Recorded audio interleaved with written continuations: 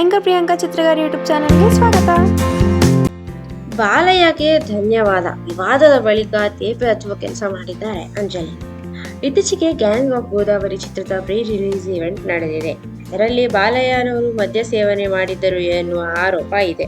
ಇದಕ್ಕೆ ಸಾಕ್ಷಿ ಎಂಬಂತೆ ಅವರ ಎದುರು ಮದ್ಯ ತುಂಬಿದೆ ಎನ್ನಲಾದ ಬಾಟಲಿ ಇತ್ತು. ಈ ಬಗ್ಗೆ ತಂಡ ಸ್ಪಷ್ಟನೆ ನೀಡಿದೆ. ಈಗ ಅಂಜಲಿ ಅವರು ಈ ಬಗ್ಗೆ ಮಾತನಾಡಿದ್ದಾರೆ. ಗ್ಯಾಂಗ್ ಆಫ್ ಗೋದಾವರಿ ಸಿನಿಮಾದ ಈವೆಂಟ್ನಲ್ಲಿ ತೆಲುಗು ನಟಿ ಅಂಜಲಿ ಅವರನ್ನು ಎಲ್ಲರ ಎದುರು ತಳ್ಳುವ ಮೂಲಕ ಬಾಲಯ್ಯ ಸುದ್ದಿಯಾದರು. ಅವರನ್ನು ಅನೇಕರು ಟೀಕೆ ಮಾಡಿದ್ದಾರೆ. ಈಗ ಅಂಜಲಿ ಅವರು ಈ ಘಟನೆ ಬಗ್ಗೆ ಪರೋಕ್ಷವಾಗಿ ಮಾತನಾಡಿದ್ದಲ್ಲದೆ ಬಾಲಯ್ಯಗೆ ಧನ್ಯವಾದ ಹೇಳಿದ್ದಾರೆ. ಅನೇಕರು ಇದನ್ನು ತೇಪೆ ಹಚ್ಚುವ ಕೆಲಸ ಎಂದು ಕರೆದಿದ್ದಾರೆ. ಸದ್ಯ ಈ ಪೋಸ್ಟ್ ಎಲ್ಲ ಕಡೆಗಳಲ್ಲಿ ವೈರಲ್ ಆಗುತ್ತಿದೆ.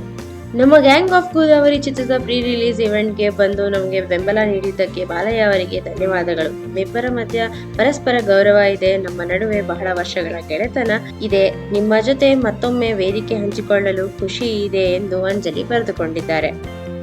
ಹೆಚ್ಚಿನ ಮಾಹಿತಿಗಾಗಿ